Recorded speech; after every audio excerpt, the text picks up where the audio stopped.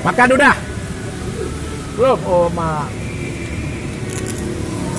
Baru ya?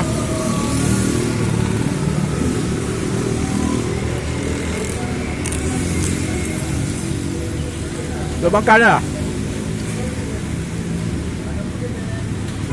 Hujan.